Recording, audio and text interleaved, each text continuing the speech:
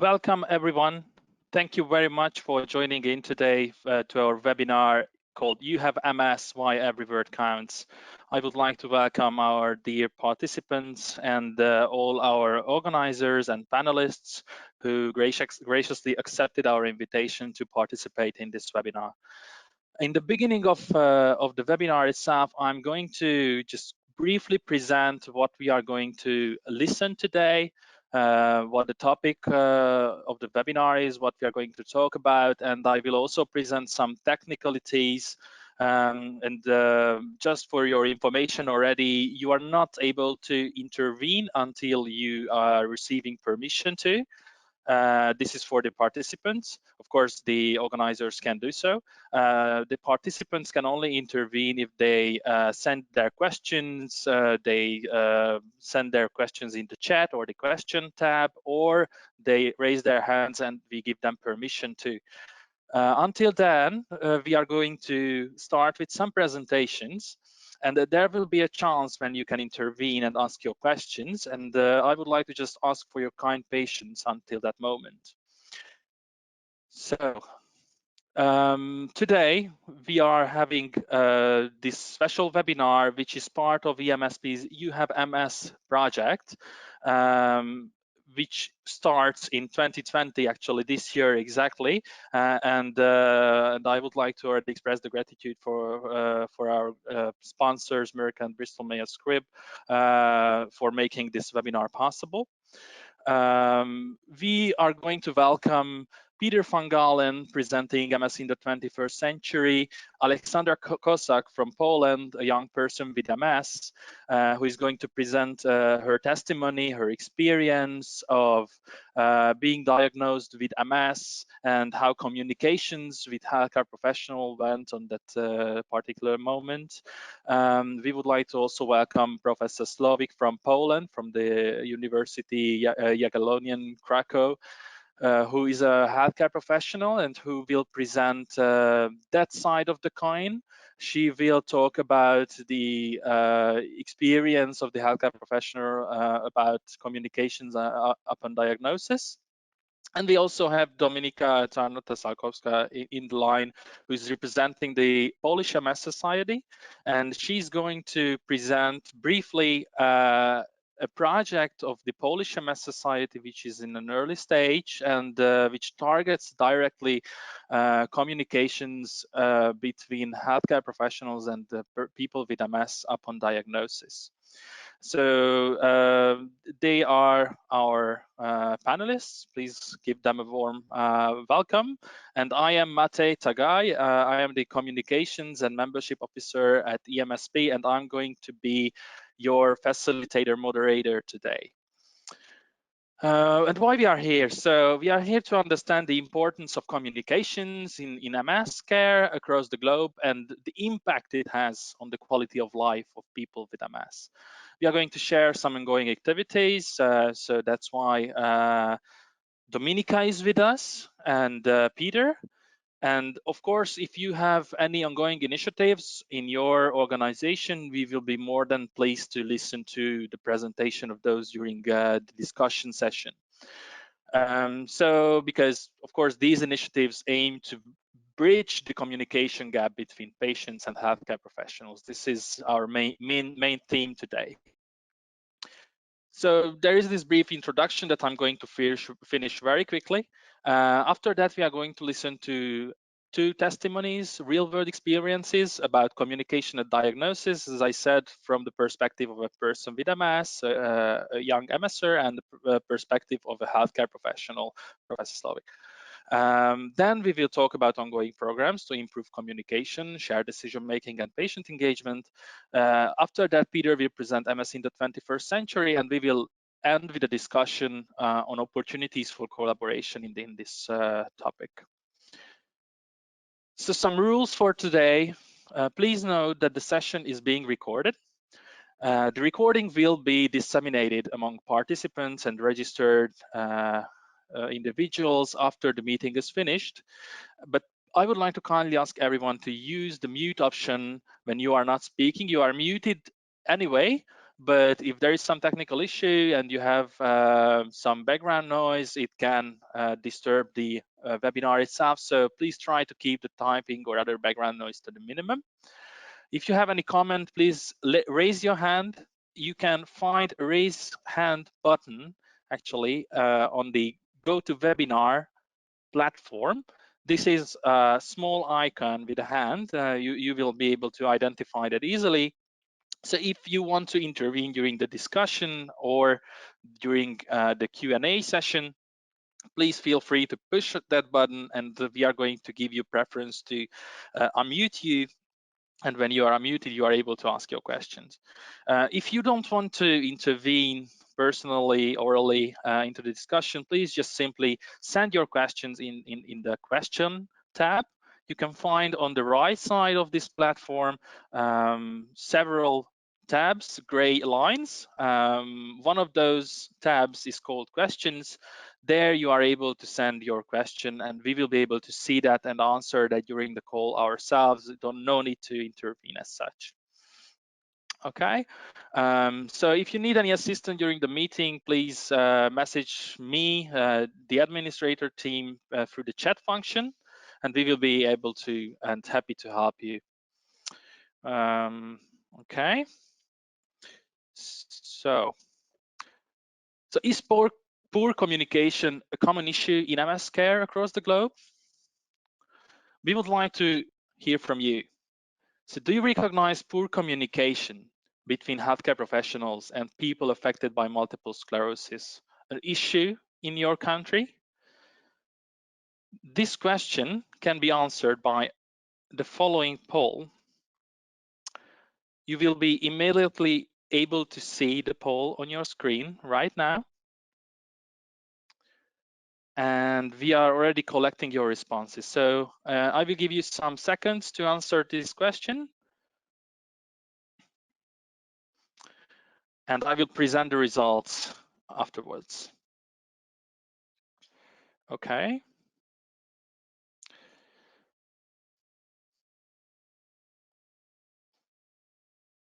So I trust you are able to see the results themselves. It's 95% saying yes. Communication between healthcare professionals and people affected by MS is an issue in your countries. We would also welcome your contributions in the chat tab. So please write the name of the country where you are joining in from, so that we also know which countries we are talking about. So please feel free to put the country's name in the chat tab. Romania coming up. So the question is, where are you from? Serbia, Romania. Okay. Don't be shy. It's okay. Hungary, Romania, Croatia, Greece. That's fine. You found it. Great. Okay. Feel free to insert the name of the countries in the meantime. I will now hide the poll results, and let's talk a little bit more about poor communication in MS care. So as you can see, there are several feedbacks coming from patients, people with MS, regarding poor communication. There's not enough time to talk during appointments, especially for those who have limited education and no access to benefits. It's difficult to have proper communications upon diagnosis. There are no specific guidelines from healthcare professionals on how people affected by MS should act during consultations, and healthcare professionals themselves don't always ask the most important priority questions. These are the general experiences that we took out of a survey we made among our members. But let's listen to some testimonies now. So There are some real-world experiences which we can take. Alexandra Kosak from Poland graciously accepted our invitation to give the perspective of a person with MS about communications and difficulties during consultation regarding communications for people affected by MS, and she will share her story with us. So I would like to give the floor to Alexandra. Alexandra, can you hear me? Yes, I can hear you. Can you hear me? Yes, we can hear you perfectly well. Thank you.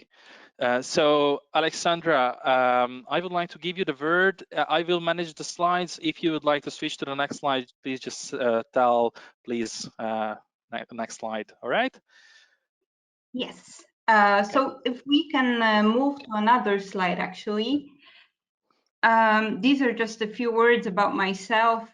And when I'm reading it now, I see that I put how many times a week I'm exercising, and I now realize that it's not that important, because what's the most important are the passions and the interest, in my opinion, as well. But starting from the most basic facts, I am a 29-year-old now. I am 29. I was diagnosed in 2013 in Poland, in Warsaw, in the middle of my law studies, actually in the very middle of my exam period.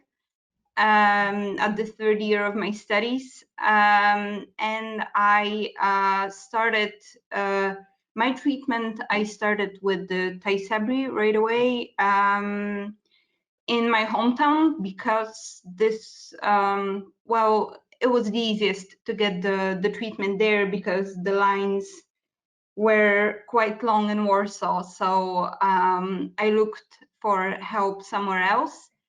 And in 2016, I moved to Brussels to do a traineeship in the European Commission, and somehow I stayed, and it got very, very difficult for me to travel to Poland each month for Tysabri. So I moved my treatment to Belgium, which was a very difficult experience, but I managed. And yes, I do work full time in European affairs industry, and I'm trying to exercise daily. I'm doing yoga, but this is the so-called disabled yoga. I'm always exercising with a chair, so I'm not that super fit. And I'm trying to go to the gym as often as I can. I'm passionate about music, so this is something that really helped me, because I'm actually trying to DJ by myself at home, and this, I think that passions are also very, very important, especially for young people being diagnosed with MS.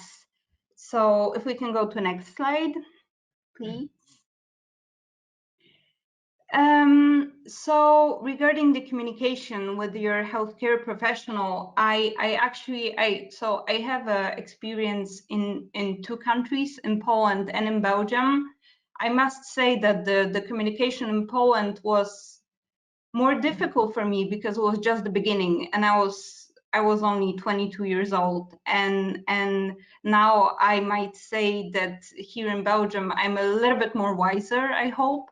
So I understand a little bit more the illness, and I know what questions to ask, because in my opinion it's mostly about asking the right questions. So as I said, I got diagnosed in the middle of my exam period, my third year of law studies, which is considered to be at my faculty one of the most difficult ones. And I literally went to the hospital from the library in Warsaw between two exams, and it was very difficult, because I didn't know what was happening. And nobody wanted to tell me anything until they had any results of any tests. So the only thing I remember was very well was that I was extremely shocked, and I didn't understand. And the doctor, that what really struck me was that the doctor was extremely professional. He was professional to this point that he used extremely difficult words. And even though we use Latin alphabet during our legal studies, I still didn't manage to understand. And that was something that was very difficult for me, because I received the diagnosis and I was just told that I need to wait in the hospital longer. And at that point, my biggest problem was the lack of possibility to attend in any of the upcoming exams, and that was my priority back then. And the doctor seemed to understand it. This is why I also didn't treat the illness seriously, because the only thing he told me at the very, very beginning, he said, "Don't worry, you're not gonna die," which is an important information. But the moment I heard, "Don't worry, you're not gonna die," and then he told me that the medicine is evolving constantly, and the access to medication is so much better than 30 years ago. I was calmer, and I thought that it's gonna be fine, that it's gonna be just taking regularly pills or injections or whatever they wanted me to take, and I would feel okay, because I had back then I had a optic neuritis, I think. Sorry, and I got medications in a hospital, and I feel better. I mean, after 5 days, it passed. So I really thought that that's it. That stuff will happen, and I'll get treatment, and I'll get medications, and it's going to be better. So this was something that made it more difficult for me to cope with my illness later on, because after 3 years, I started developing symptoms. Well, to be honest, I also wasn't very kind to myself, because I really believed I can have a normal life, and everything will be as it was because of the new treatments and the access to medication, and the fact that I'm extremely lucky because I got diagnosed quite fast, and I felt that everything would be totally fine. And I treated visits in the hospital as the only inconvenience that I had once a month. So this was something that only later on I understood. I was never explained how MS worked, and that only the change of lifestyle would be something that could help me as well. I really the problem is also that I come from a family of doctors, so my parents were always saying that listen to the doctor knows best, and this was my approach. So I was never curious about MS to this point that I would find information on the internet, because I always knew that listening to the so-called Dr. Google would be the worst thing I could do. At that point, the main priority for the doctors was to get me treatment. And I got this treatment, and for the first 2 years, it was really okay. But then I started struggling, and I graduated from law, and I realized that I'm getting more and more tired, and I developed some problems walking.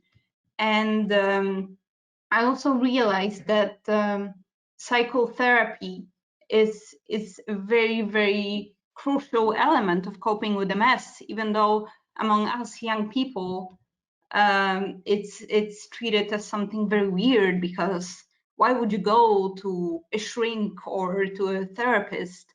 You're young, come on, you can cope with this. And I was in this comfortable, let's say, situation where I still had therapy, because I was suffering from anorexia when I was a teenager, and since then I had regular therapy. So I knew that this is also the way to go, and this is also the therapist would be the person to whom I can actually talk freely, because definitely these were not my parents. who were even more scared than me. So the thing was that I lacked kind of a complex treatment, complex care. I didn't know who to talk to in the hospital. I didn't know what questions to ask. I didn't know whether I should ask any questions or I should just trust the doctors blindly. I got Tysabri, the Tysabri treatment, and I never questioned whether it was the right treatment to me or not, or whether there are any other opportunities. I just heard that it's the newest one and the best one. So for me and my parents, who had also a big influence during this period of my diagnosis, new and best were the keywords. So I just went for it. If we can go to the next slide, Mata, please. So this sounds, oh, okay, perfect, thank you. So this sounds pretty difficult and a bit depressing because I felt very, very lost. And I didn't want to admit that I had MS, and I didn't want to understand that this may change my life, because I really believed it wouldn't. And only after some time, actually, the time when I moved to Brussels, I started contacting people. I started doing some research, and I got to know Shift MS and EMSP. So I really started reading most of the materials I could, also blogs of other people with MS, and it made me feel better because I knew I wasn't alone, and that there is someone, even though we all know that there are no two people with exactly the same MS symptoms. I felt better.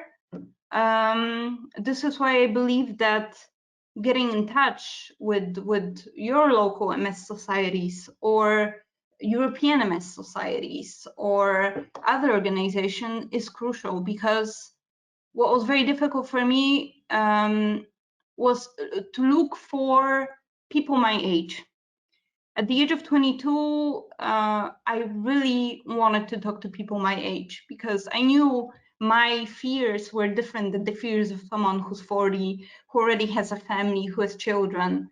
I really wanted to be Ally McBeal, and I wanted to be a big lawyer and go from the court to the court. And I couldn't do it. So this was something that really, really scared me. I also believe that only when I moved to Belgium and I started talking to the doctors, as I would say, the right way, so asking questions and not relying only on what the doctors will tell me, I understood that actually moving is extremely important. And even though it's super annoying and it doesn't work well because you fall or you're very slow, it's extremely important to continue moving, to continue with the therapy. Actually, in Belgium was the first time when the doctor asked me, "Are you seeing a psychotherapist?" I also finally I got to know the kind of institution of an MS nurse, of a person whom you can always call. And only later on, the doctor from Poland told me that yes, the nurses in Poland in the hospital are also MS nurses. However, no one ever told me that there is a possibility to just talk to your MS nurse, like I would talk to my mom, saying, "Mom, today I feel extreme numbness in my legs. Is it something bad or not?" So this was also very helpful. So I would say that it's extremely important to get support from the doctors and psychologists to be taken care of, especially when you're a very young person, because MS happens unexpectedly, of course, and it's mostly shock, and the only thing you can know about MS is what you learn from the entertainment sector, and you see people in wheelchairs, and you get scared. So I think that it's very important to have a complex overview of the issue and just understand it's going to be okay, and you're still yourself, and you can still DJ, you can still go to party, you can even go to music festival. You just need to adapt, and it's very important for someone to tell you how you can adapt instead of telling you what you cannot do anymore or what you still can do. It's very important to have this flexibility in approach to explain to patients, hey, listen, you can still go to music festival, just please take a wheelchair with you in case you get tired at some point. And I think this is extremely, extremely important. Thank you. Thank you very much, Alex, for this very comprehensive introduction and presentation. It was impressive, really. Thank you so much. And I would like to thank you also for accepting again our invitation, not only you, but all our presenters, Professor Slovik, who is upcoming, and Peter, during these difficult times, even when you probably have other commitments, and you took the time to help us organize this webinar and to talk about this topic. It is very much appreciated, really. So I would like to give the floor now to Professor Slovik, and I am going to also pass to that slide. Okay, can you hear me, Professor? Because we cannot hear you.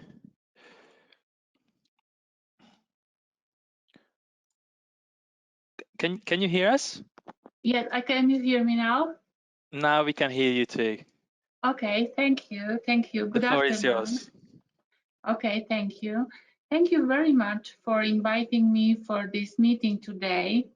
This is very important for me to listen to the patient's voice.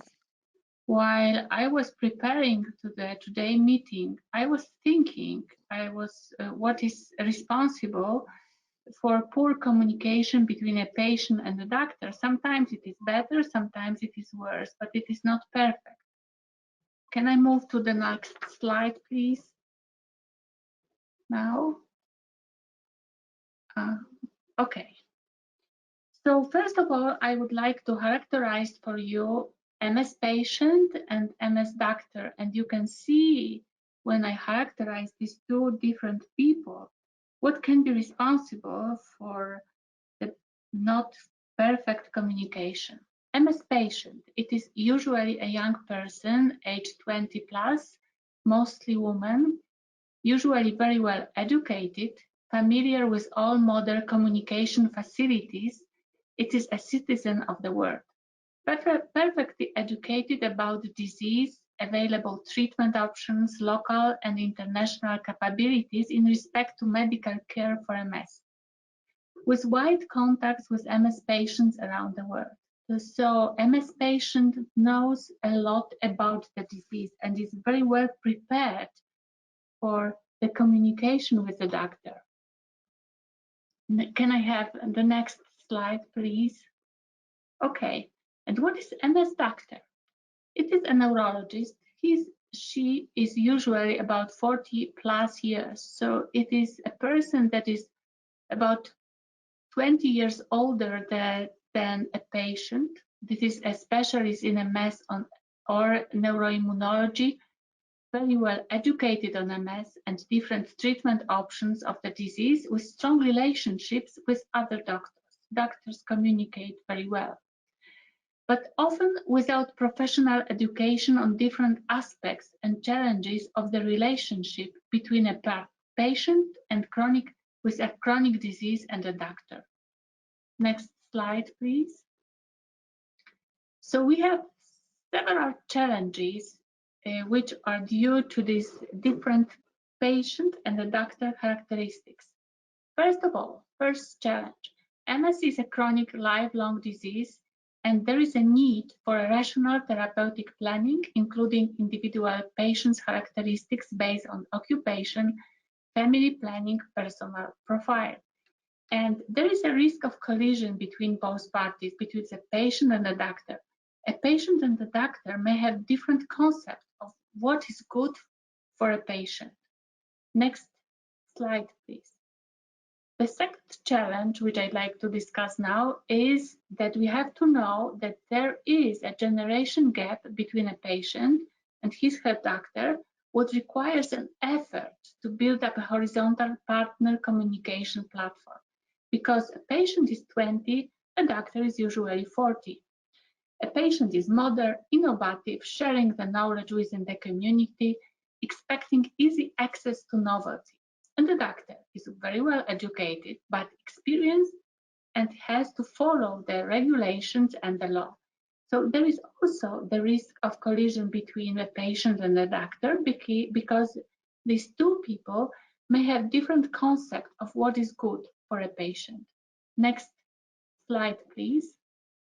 And the third challenge, there is a need of building up a lifelong connection between a patient with a chronic disease and the doctor. And so far, this connection is not professionally created. It is usually based on personal experience of both parties, of a patient and personal experience of a doctor. So here there is a need of building up a very professional communication on this topic. So this is also the risk of collision between patient and the doctor because they may have different concepts of what is good for a patient. Next, please. So as you can see, we have to overcome these collisions between patients and the doctors. Both has to listen. Very important is understanding, accepting the needs, education, and looking for the best solution. And next, please. And are these challenges creative?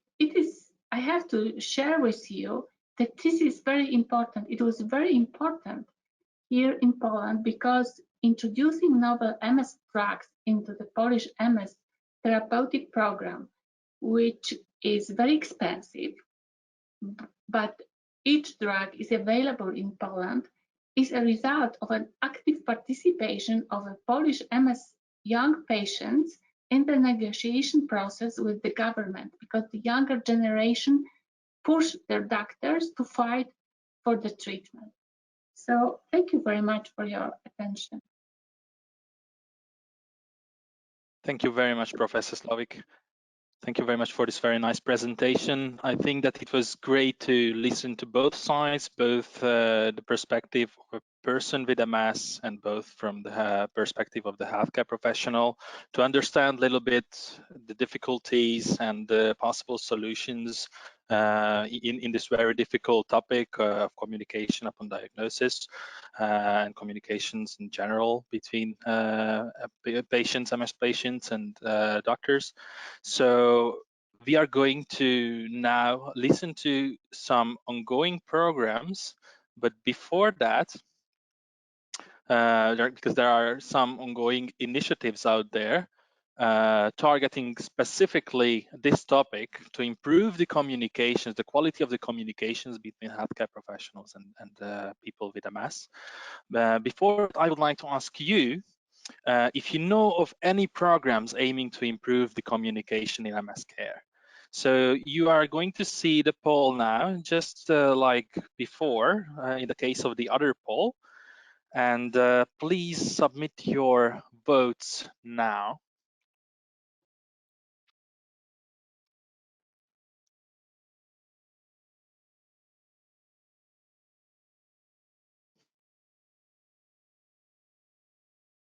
I will still give some seconds to the attendees to respond to the poll itself.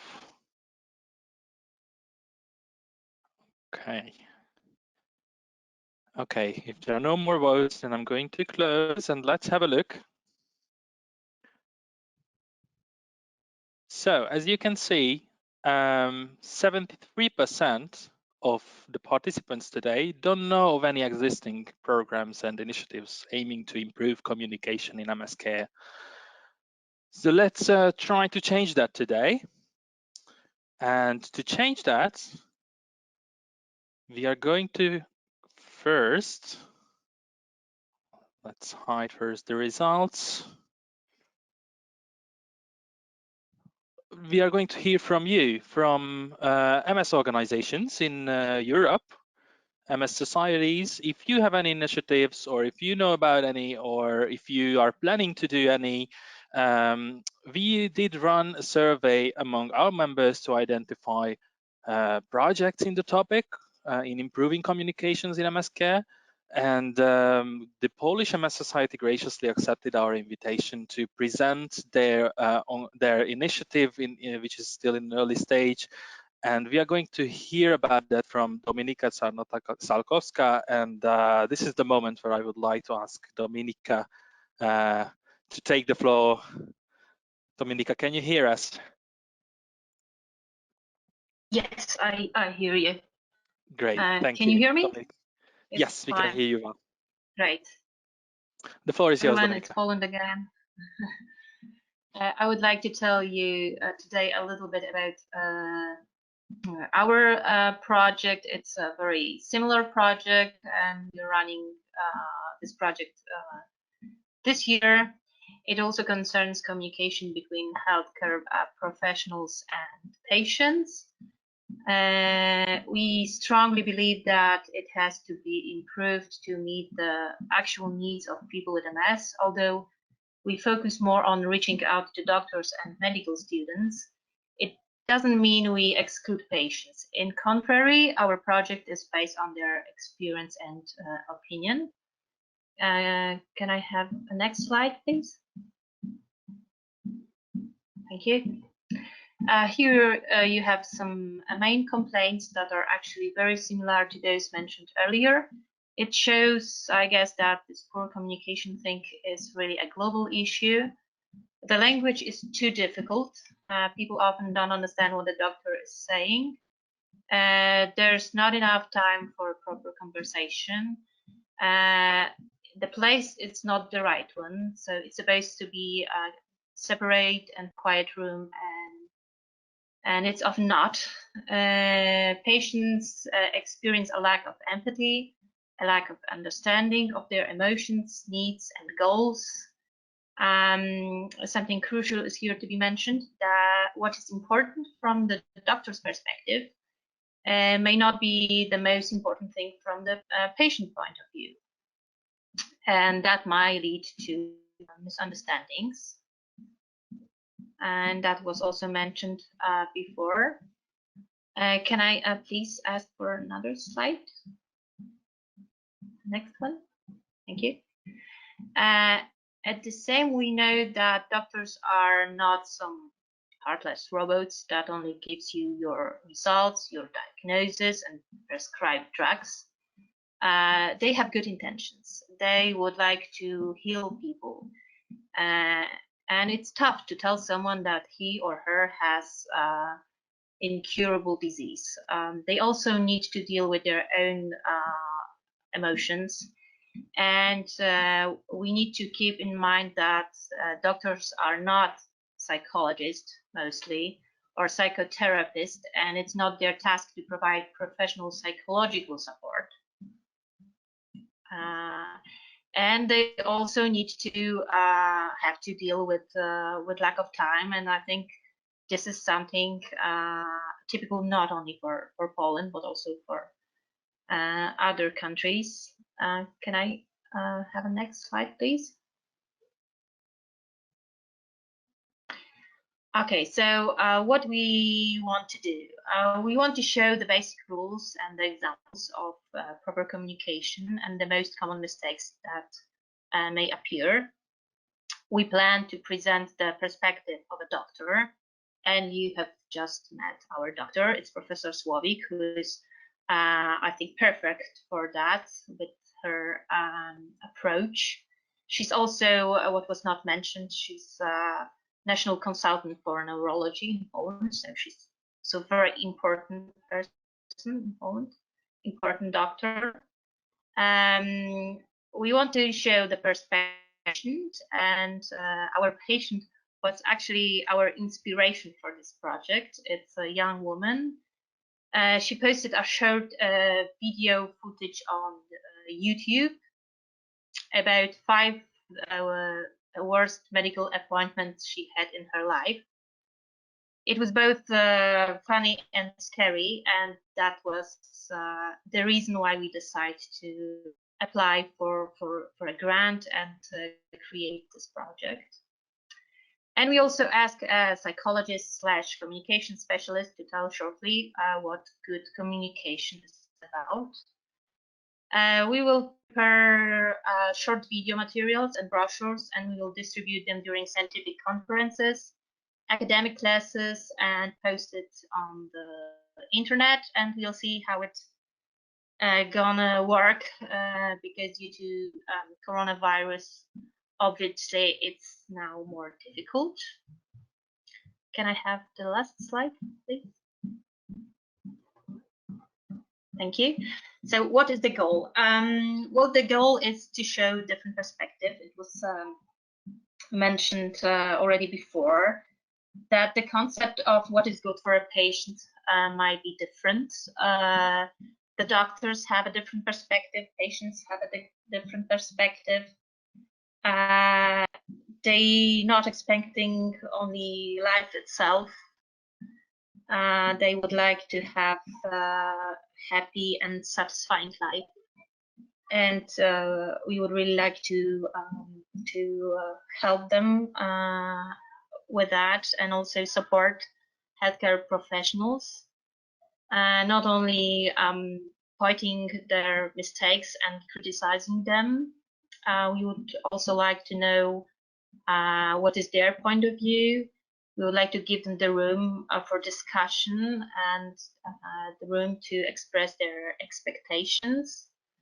Also, how a patient organization like ours can help them. And finally, we would really like to change the approach so it's more the patient as a partner for healthcare professionals. Thank you. Thank you very much, Dominika. Very promising project initiative on your side. Yeah, keep your fingers crossed. Exactly. We wish you all the best and all the success in that. And Thank of course, our support is and our door is always open for support. So right now we have some time to ask some questions to Dominika, to Professor Slovik and Alexandra. So if any of the participants would like to intervene at the moment, please raise your hands with the button, the little hand button on the right side. Well, it's on the right side of your screen, but on the left side of the GoToWebinar panel. Or you can also just simply write your questions in the question tab, and we will be able to take those too. So anyone from the participants, do you have any questions? If you will have any questions, then I will just simply unmute you and you will be able to intervene.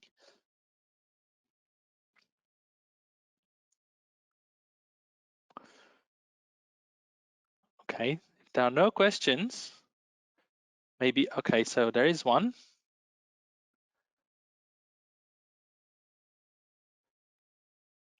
Okay, so it's coming from Ilinka Campeanu, and she's asking, the question is the plan to work with the doctors? Is there any workbook? I think that's for Dominika.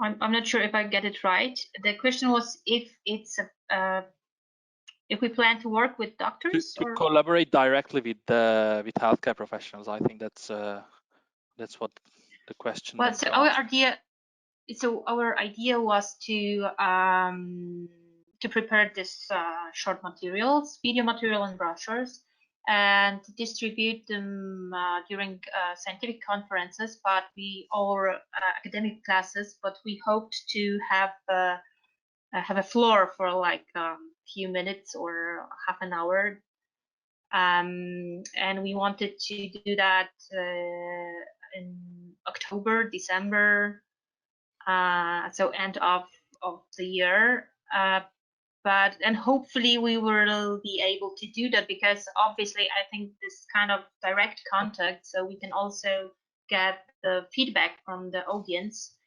It's much better than just to prepare materials and send them somewhere, you know. So we do hope for a direct contact with the healthcare professionals and medical students as well. But we'll see how the situation is going to look like in a few months. I hope I answered the question. Thank you, Dominika. That sounds great. That's the response from the audience. Looking forward to it. Then we have another question from Eduard from Romania. So in order to have a full perspective from doctors, have you tried to stay 3 random days with them on a daily shift? My opinion is that this type of assessment would give us accuracy also from their side.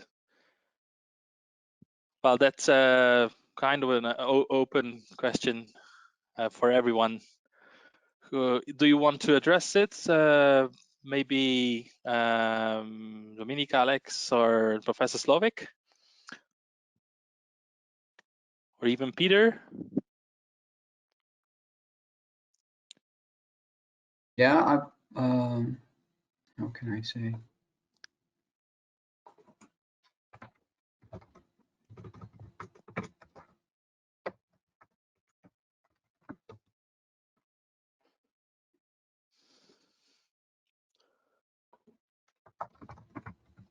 Let me have another question in the meantime. I think Peter is typing. So let's answer the next one in the call directly. We can take one more and then we will continue with Peter's presentation, because there were no hands raised, but we can still answer this one question or two in the questions tab. So the first one, with this whole pandemic going on, I can't see my neurologist. I'm relapsing and supposed to be starting Ocrevus. Need to treat the relapse, but it's very hard to connect with my MS team. What should I do? Well, it's not really come specific, but if there is a reply directly from Professor Slovik to maybe give an opinion on that, that might be useful.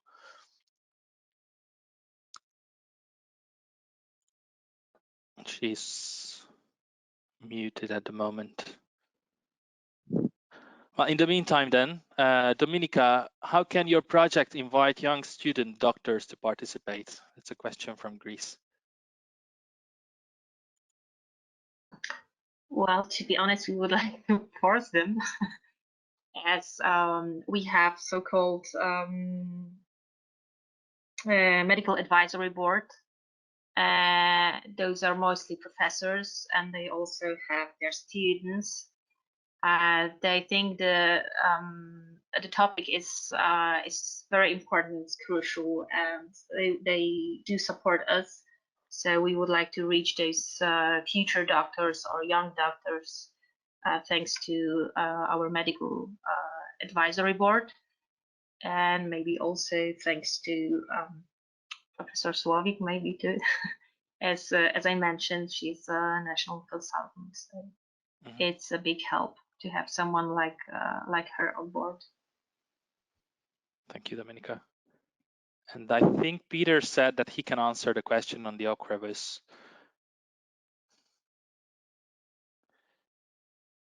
Peter? Yeah, Can you hear us? Yeah. So the question was, what was the? Can you just rephrase the question, Mate? Because you got it in the question list, no? Yes. So during the whole pandemic, I can't see my neurologist. I have a relapse, and I'm supposed to start Ocrevus. Need to treat the relapse, but it's very hard to connect with the MS team. So it's connecting with the MS team during these pandemic times. What's your opinion on it? one of our neurologists in the MS 21st century, Gavin Giovanni, he made a nice, let's call it a blog or a web page, what to do in case of any corona-related issues. I would refer to that one. It's very clearly explained, also going into different therapies. And he said, well, obviously, firstly, try and contact your neurologist if you can. Now, I understand that's the issue here. But yeah, keep on trying, because they're both, obviously the best person to connect to. And otherwise, your local doctor that you feel comfortable with talking to. But definitely relate to that page, because it's very useful. It's very clearly stated. It's all in English, unfortunately, as an only language. But I feel that's a good site to refer to. Thank you, Peter. Yeah, welcome. And just also, I would like to quickly mention an intervention from Serbia. It's not a question, but it might be useful for others to listen to. In Serbia, the MS Society is working with patients in sessions of psychodrama, assigning them roles in a play. They act out as their doctors and nurses in this play to present the striking problems in this relationship. So there are tentative plans to have psychodrama sessions with healthcare professionals too. Identification with the position of others is the most crucial indeed, so that both sides know what the difficulties are. And I think we can take probably one more question. From France, Guillaume is asking, is communication so specific for people with MS that I'm sorry, I need to get through this.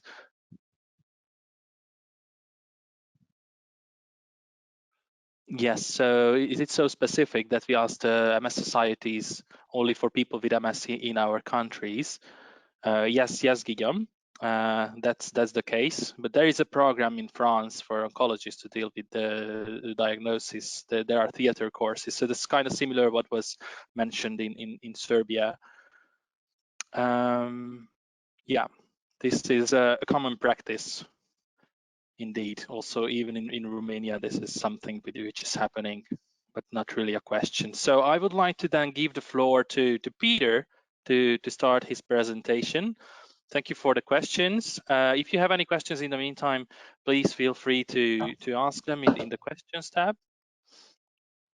Peter, I would like to give you the floor right now. Yeah, Mate, thank you very much, and everybody, thank you very much for joining this afternoon. I'm very privileged to be part of this webinar. So you see my face and my name here, but we'll move on to the next slide because that's the more interesting bit. Can you scroll to the next slide, Mate? It's supposed to be on the next slide. Yes, there we go. Yeah. So I'm one of the people in MS 21st Century, and it's actually a working group that started, as you can see, in 2011 by a group of novel MS neurologists. They were aiming to standardize the care of MS healthcare, and they recognized the importance of the patient voice. So therefore, in 2016, because they've been talking amongst themselves for about 5 years, about patients, they said we talk about patients, but we should actually involve patients in this discussion. And therefore, they opened the steering group to patients as well. So then different patients from different countries were asked to join. Also different age groups, different sexes, different backgrounds. So it's very interesting, the group we currently have. It's a initiative sponsored by Merck. We're very thankful to Merck for this. But we're actually working for all patients, not just people that are using Merck products. So that's not what they're doing this for. It's really to make sure that the communication between healthcare professionals, that being an MS nurse or an MS neurologist or any healthcare professional, and the patient, and even a bigger group, you can also say their peers, their parents, their employers, etc. So we work through a collaborative group. We meet a few times a year, normally in a European capital city. The last one was foreseen to be in Lisbon, but since Corona hit everywhere around the globe, we've had a conference call meeting, which was useful as well. But what we do is basically to make sure that we understand one another's problems and see how we can enhance the communication between the two parties. Yeah? Let's move to the next slide. Because I think, Mate, the slides will also be shared with everybody after the seminar, no? So I'm not going to read off everything Correct. one by The one. recording itself will be shared so they can also watch it back. Okay, great. Yeah, so you can take note, obviously, if there's questions coming up, but the slides will be shared as well. I think this is something with a, just click the next one. Yeah, there you go. Thank you. So what we've also been doing, not just talking about things, but actually also have done some questionnaires. One of the questions that was asked is, what is the most important thing to patients when making treatment decisions? And quite interesting statistics came up from this one. Just click through the animations, Mate, if you will. You can see in blue, that's the HCP, so the doctors. In what is it, orange? Yeah, they chose that color for me since I'm from Holland. That's the person with MS. And you see quite a big difference in most of the columns in answering the questions. And that was also, yeah, an eye-opener to many people, because first of all, the healthcare professional said, oh, I think we know what the patients want. And on the other hand, the patient says, but that's not what we want. This is what we want. Move to the next slide, please. And these questionnaires were done at conferences that we've been attending through MS21. So what are the biggest barriers in communication? That was one that we really wanted to focus on, because that's actually the core of this steering group. And that's, thank you for the animation, that's the one I wanted to focus on. Doctors quite often, as we found out, misunderstood the patient's priorities. Doctors might think we value as patients the safety of a product, whereas the patient might say, no, that's not as important to me as the quality of life. So there were quite big differences in this.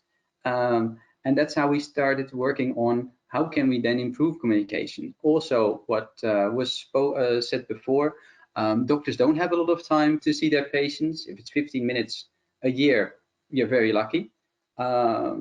Maybe twice a year even, then you're very, very lucky. But in that time, you need to convey all your questions, and it's quite tricky.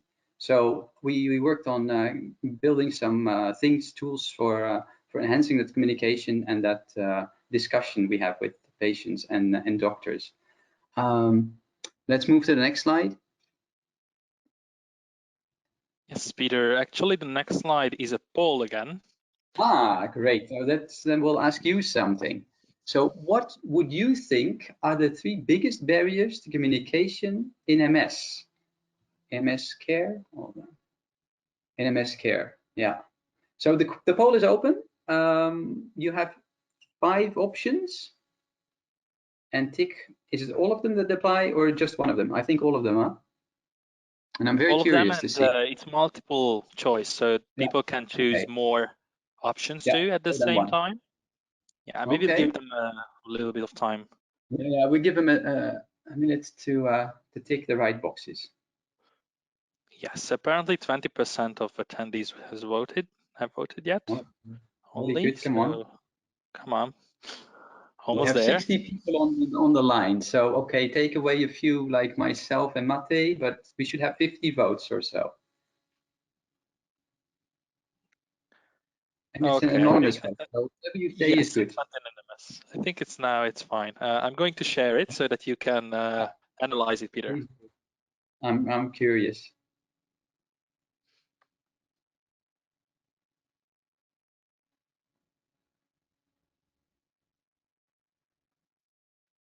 Are they coming up? There we go.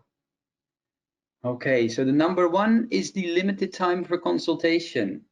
Yeah, and number 2, I see HCP's communication not of the highest priority info for patients. Oh, and number 70% as well, the last one, inability to ask the most important questions due to distress. That's a very, very good one. These are things and actually all of them, yeah, the manner HCPs communicate with persons affected by MS, sophisticated language. Yeah, that's the thing. Excellent.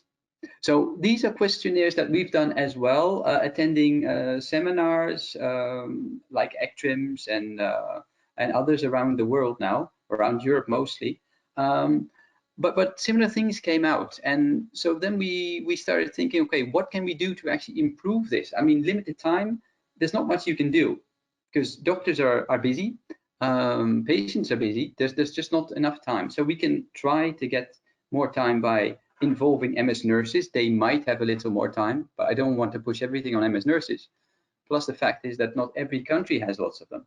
So what we found is that patients express difficulty in understanding MS. That's one that I saw on the percentage list now. Also, the time with each other is a barrier. Quality is more important than quantity. So if you have 50 minutes, use them in a qualitative manner and not just say, okay, I want half an hour and you talk about whatever. Another one is there is a striking difference between, obviously, what we call the patients and the HCP perceptions of the involvement in treatment decisions. If I want to switch my treatment, do I wait for the doctor or can I actually ask myself? Another one was patients put much more high priority on the invisible symptoms. Unfortunately, that was not in the list now on the questionnaire, but that's something that many people neglect. They say, invisible, so nobody knows it, but it can be a big factor for the patient. The HCP also felt the biggest issue, as we found, regarding effective communication was in helping patients to understand complicated information, which many neurologists do. I must say, they're not all bad at all. And I'm glad to have so many on the call here. But unfortunately, we need to educate people, and they're all great neurologists and doctors, but the communication factor is always a difficult one. When I was first diagnosed, my professor asked me to come and talk to her students at one point. And after a while, they finally made the diagnosis.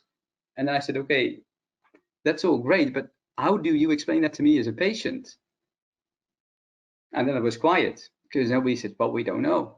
And then they came up with all the medical terms. That was obviously not something I understood. I wanted to know about. So that's an important one.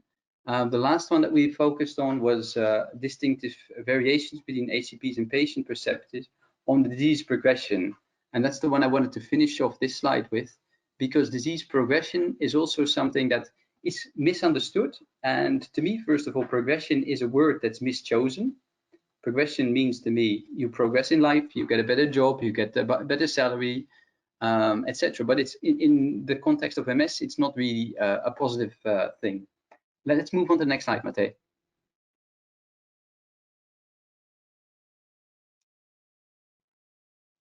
There we go.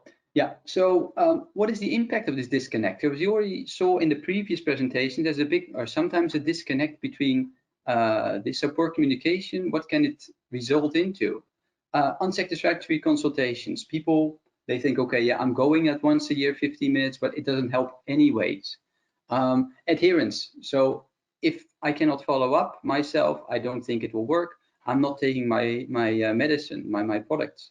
I don't understand, reduced understanding. Trust is very, very, very important. The more you trust somebody, the more you will try to understand the other person and also feel that he or she has the best interest for you and adhere to your treatments. Let's move on to the next slide. So those are a couple of impact disconnect things that we discovered. So miscommunication and differing perceptions can result in suboptimal care, which has, of course, a poor outcome for patients. Yeah. So this we want to avoid as much as possible. How can good communication then change the way we work together? Well, people affected by MS must contend with an uncertainty, of course. Yeah, that's just a fact of life, I unfortunately have to say. But good communication can help between the people affected by MS and also their HCPs to cope and adapt and lower the psychological distress. As we heard earlier on, is when you get the diagnosis, obviously you are in a shock, let's say. But how do you cope with that? It doesn't happen that you're just young, so okay, then you can cope with it, or you're older and you can cope with it better. Every person copes with things differently. When I got the diagnosis, I was at the sauna and I was reading this book, and it said you can be unhappy, you can get suicide attacks, you will probably get divorced and all these things. And I said, it's not me. Skip the page, I'll go to the next page. And I've never really looked back at those things. Let's see. However, now unfortunately, not many things exist that we found to improve the communication, the conversations with patients and HCPs. So we've also done some desk research, trying to find out what's out there now, and that we'll show you on the next slide. Can we move on? Yes, Peter, just allow me, please, in the meantime, to remind you as a good timekeeper about timing, indeed. Okay. I've got what, 1 more minute? So. No, 5 more minutes is fine. Okay, that's good. I'll make it. Let's go. Let's click through. So how do we work on bridging the gaps? On the right, you see some photos. We have a couple of documents we put out there. So yeah, thanks. Just click through the animations. One is 2 monologues don't make a dialogue. It's a wonderful slogan, I would say. But we've also been thinking about how can we better the things and actually make tangible, useful items for people. When I go to the doctor once a year, I've got my checklist. Now, this can be an MS planner. So you write down, because through the years you have things that you want to convey to the doctor. But usually when you're at the doctor, you forget about these things. When you walk out the door, you say, "Oh, I wanted to say this." So we've devised a number of programs focusing on improving communication, and you can read them here. But what I would really like you to do after this webinar is to go to that website, msinthe21stcentury.com, and look at the things that we have out there. They're all free. See them, use them, try them, and let us know what you think of them. So all the programs are defined, developed, and delivered by both people with MS and also the HCPs. So it's really a joint effort. Yeah. Let's move to the next slide. So that's a call to action for everybody. Okay, so what's next? And I said that we were going, every year we have a sort of a topic that we really want to focus on, and things that are not as clear. And that's one is disease progression. Communication about disease progression is suboptimal. We've done some desk research on this, and as you can read here in the statistics, say that 105 HCPs and 113 people with MS show that 32.7% affected never having discussed this progression item with their HCP. Yeah, you can read the other percentage and things, but basically it's something that nobody wants to talk about, neither the doctor or sometimes the patient. But we found out that quite a few patients actually do want to talk about it, but they're waiting for the other person. So we're both waiting for one another to raise the topic. Again, this can cause disengagement and dissatisfaction with the care. We've done some literature research on that, and the satisfaction with care and treatment can be enhanced if they are most positively linked to the patient's level of education and also understanding about MS. Understanding is something that is very important. If you don't understand what you have, you're not going to be very positive about adhering to your treatments. Very few resources, unfortunately, exist currently for that, and that's why this is one of our top priority items to see how can we work on helping to bridge this communication gap between HCPs and patients about talking or communicating disease progression.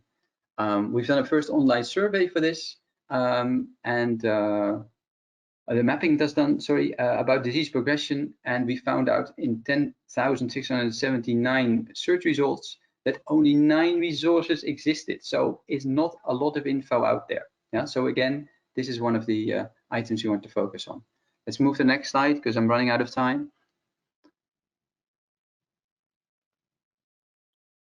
So another 2 projects we currently have ongoing is what's called the My MS Companion.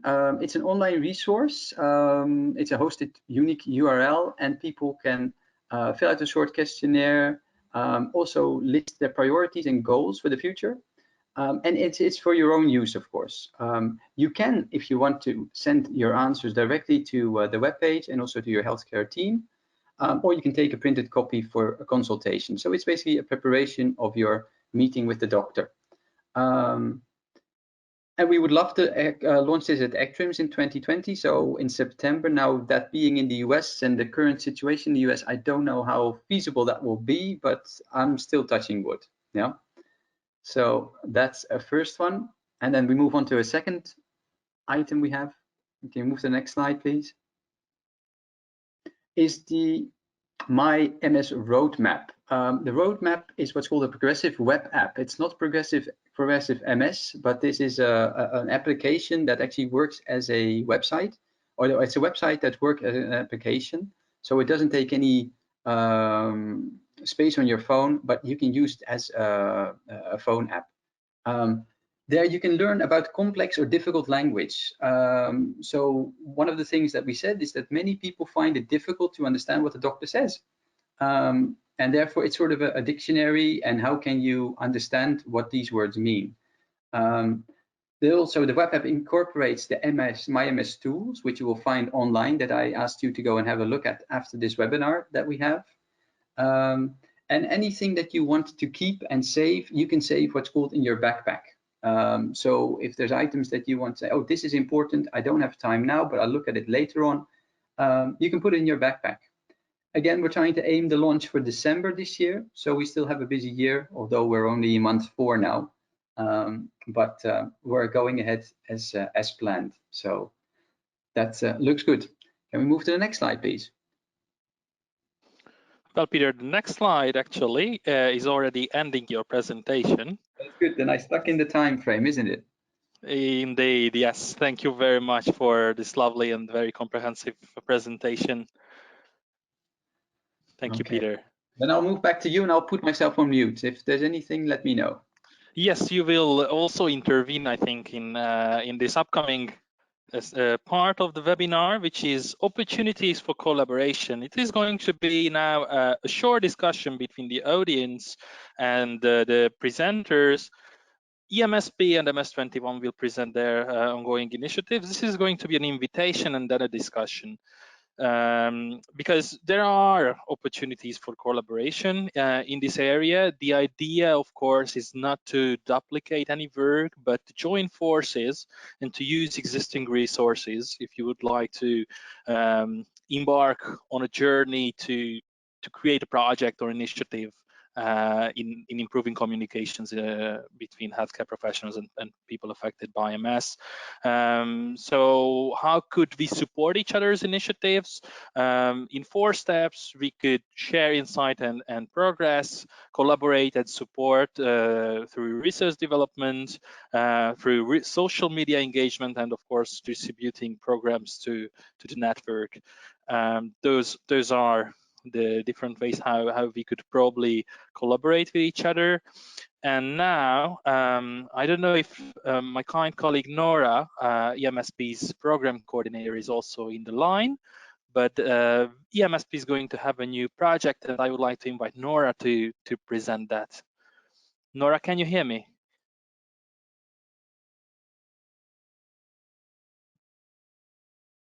Hi, can you hear me now? Yes, Nora, we can hear you.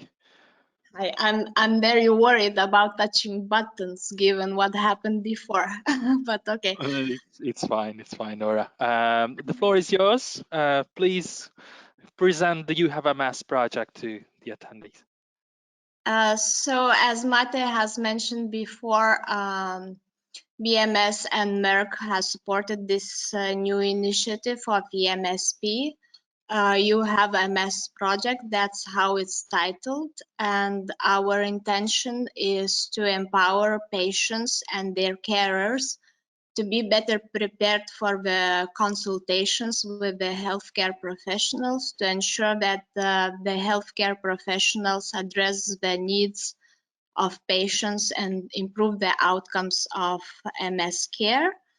And in this regard, we have some milestones of this project, 3 major activities planned.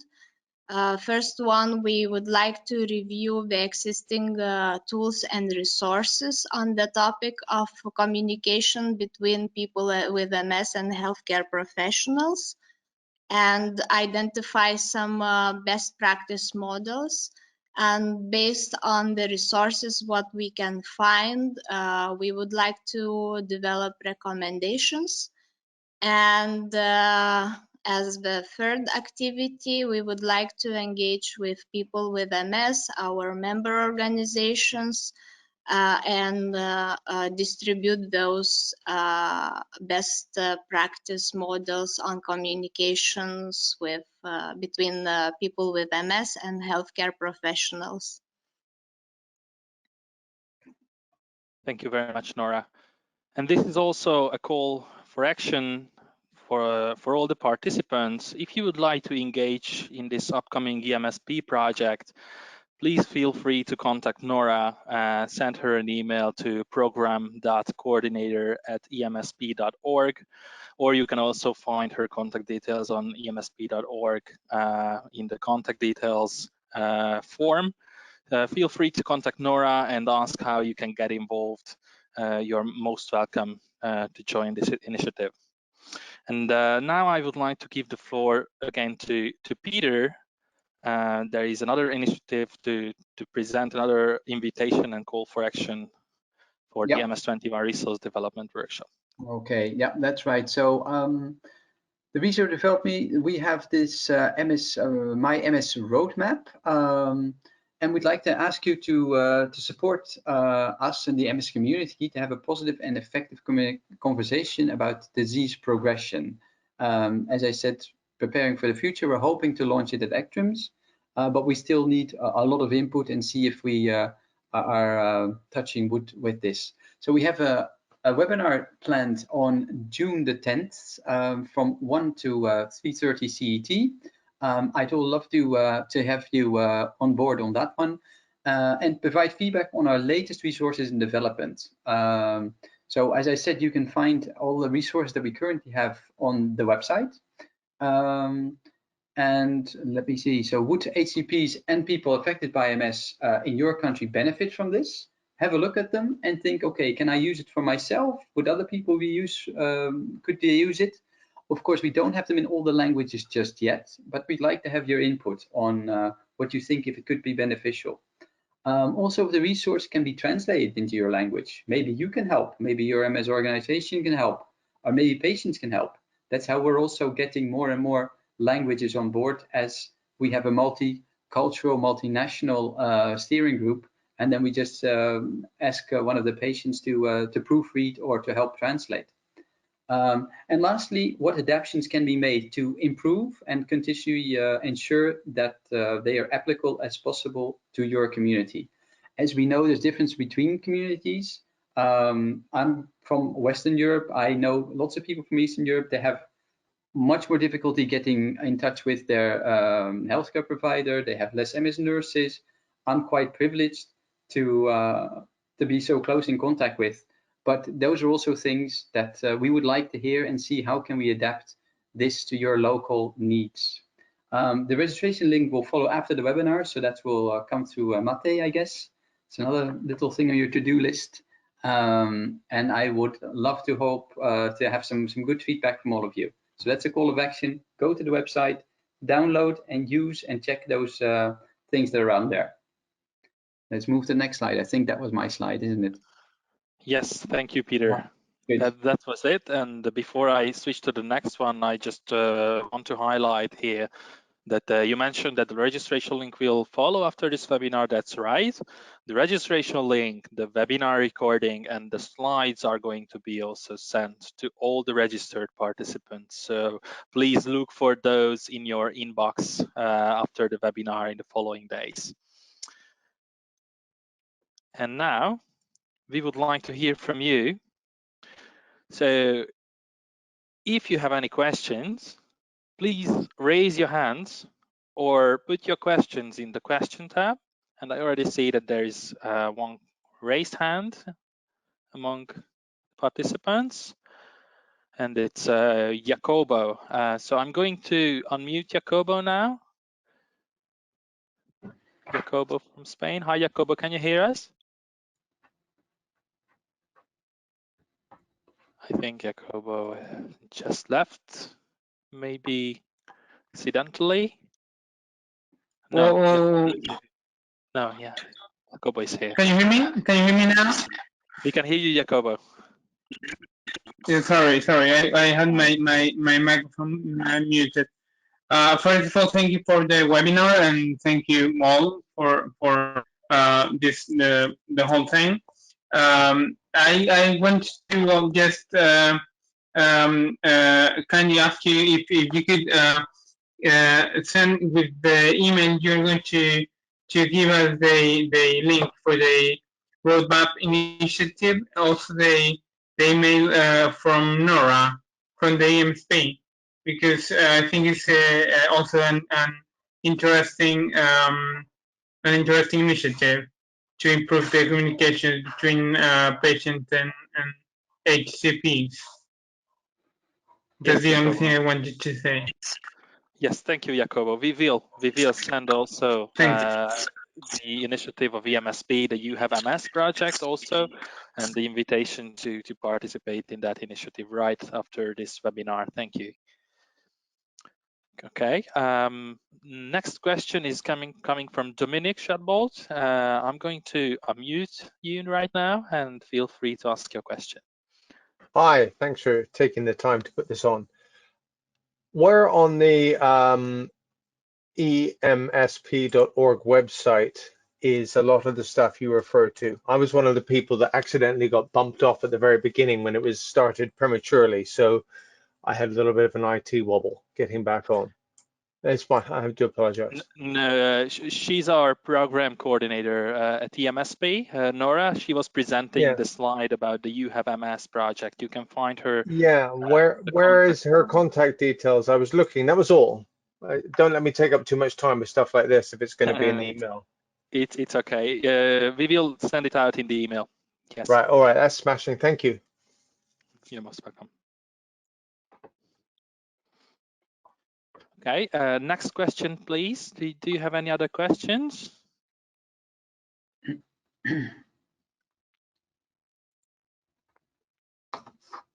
No more raised hands at the moment. No more questions in the question tab.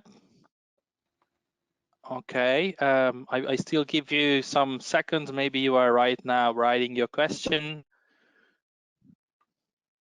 Okay, we have a question from Nicoletta. Nicoletta, I will give you the floor now.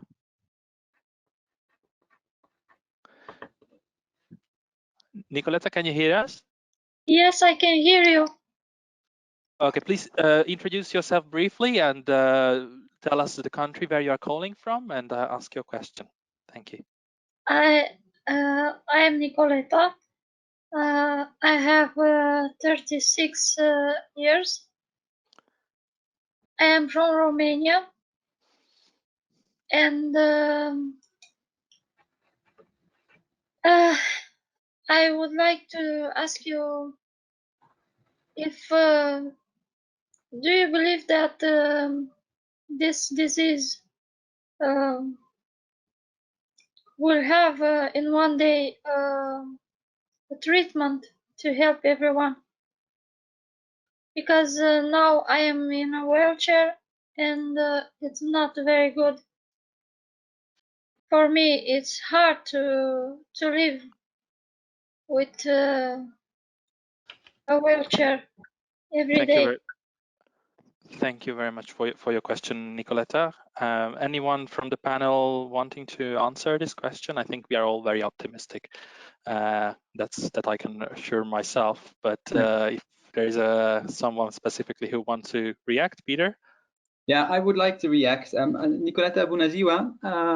I feel for you, but I do think that there will be a cure. I'm actually quite convinced. It won't be for tomorrow nor next year probably, but I've heard these neurologists that are on the MS 21st century, they're really top neurologists, and they give me some confidence to say that there's a lot of research being done. And I'm also following up on the trials that are going out. So I'd like to join trials if there's anything that says, okay, there's a new something to make sure that people that have certain disease areas and things, that they can regain their mobility, for instance. As we heard Alexandra say, do try and move as much as possible, because even though you're in a wheelchair, you can still do things, hopefully, and try and stay as active as possible, and a positive mindset for the time being. But I'm hoping a cure will come. That's what I'd like to, and maybe the doctor from Poland can relate something on this as well from medical side, because I'm only a patient. I'm not medically skilled at all. I just convey what I hear from others. Okay. I would like to answer Nicoletta's question. I really believe that. Can you hear me? Yeah, we can. Okay. I really believe that within the 5 years we will be able to have a treatment for MS, because during our life we can see how much progress is going on treatment of different diseases. So I think that, you know, I'm always optimistic, and I believe that it happens within 5 years. Wow, I didn't dare to put a time frame, but thank you so much for that. Could I just quickly add something? It's Alexandra.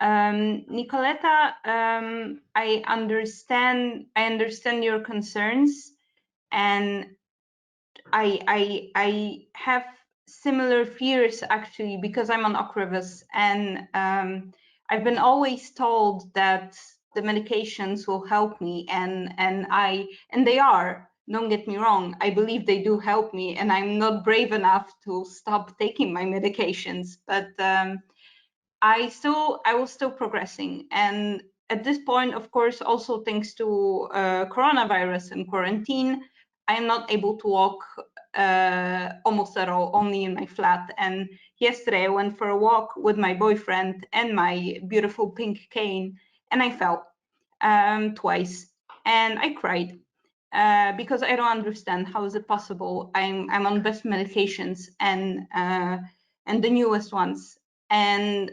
I'm still learning this, but I believe that we also should be nicer to each other and to ourselves, and to try to take it calmly and try to find still ourselves in this, apologies, shitty situation we're in.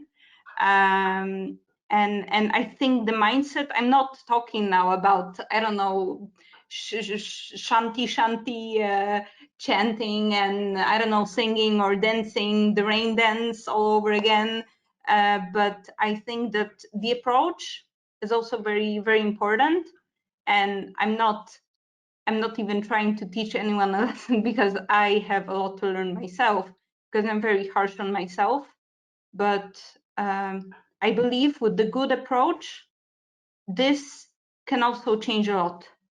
Until there is no drug, I believe that we can fight, we can be good to ourselves, and even when you wake up every day, just to say hi, good morning to yourself, you know, because even if you are in the wheelchair, even if somebody else have problems with their sight, I think we still should appreciate ourselves. We still should love ourselves as we are, and remind ourselves about our passions and about who we are, because even with MS, with a wheelchair, with a cane, with the glasses, with whatever else, we're still ourselves. And I think this is extremely important. Sorry for interrupting. No, it's perfectly fine. Thank you very much, Alex, for the input, and then for the answers also from Professor Slovic and Peter. I hope that Nicoletta, you got your answer from the three of them. So I just want to take one more question if before we close this webinar, maybe two. The first one is coming from the question tab, and it is actually direct it to Peter, but I think even Nora can answer. You can both answer. So it's coming from Despina from Greece. They have tried to contact industry partners to support them to create communication guide for MSers with healthcare professionals, but the answer was that it is outdated. How could they support their projects and ask for more sponsors to provide the funds? That was the question. That's very specific. So if Peter or Nora, if you wish to answer, please feel free. Yeah, I will try. Despina, hello. I live in Belgium, and what the MS Society in Belgium does, Belgium is famous for chocolate. Once a year they have a chocolate sales, and that brings in quite a lot of money. Maybe that is an avenue you can go into. I don't know. I'm sure in Greece you're doing lots of things as well to get money in. I'm sure there's wonderful Greek products that you can try and get your hands on and say, okay, we sell that in the benefit of the MS Society and the MS patients in the end. And with this, we will get into communication flyers or improved communication projects. That's what I know. Looking at pharma, of course, pharma is also an option, but pharma doesn't have unlimited budgets, which I fully understand. Nobody does. But you can always try. Yeah, and definitely collaborate with others. Now, not everybody in the world speaks Greek, but maybe other countries that can help out, that have something that can easily be translated, that can be of benefit to you, and also not have to start from scratch. Nora, can you help out some other ideas?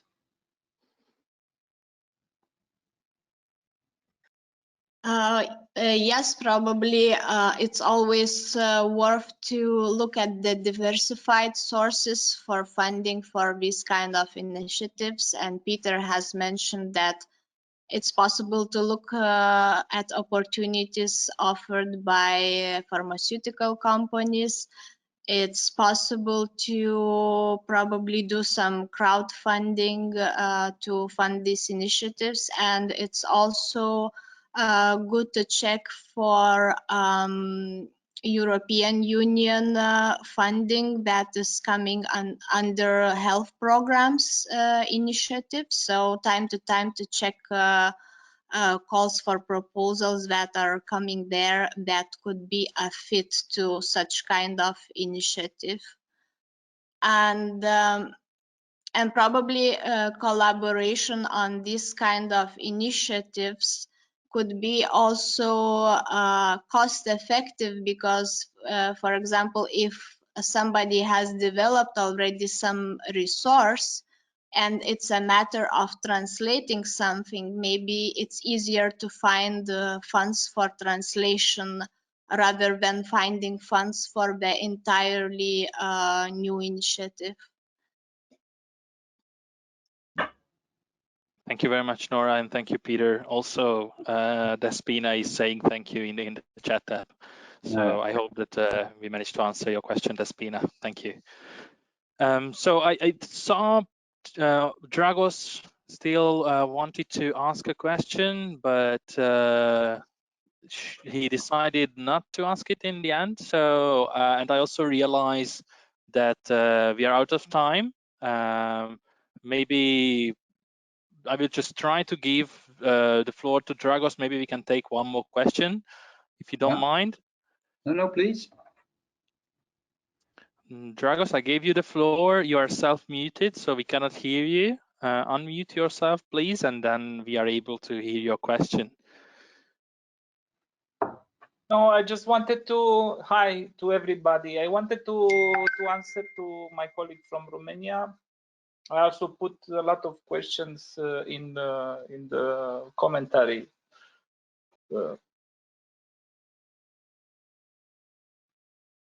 So I'm waiting for the link of Peter, and that it's okay.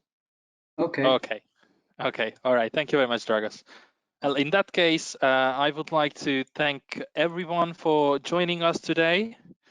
I just put on the last slide where you can find our contact details, so what we were talking about. If you wish to reach out to either MS21, Peter, or EMSP, to me or Nora, you can find all those email addresses on this slide. But of course, as mentioned previously, we will also share the recording of the webinar as well as the slides and the link to the collaboration invitations.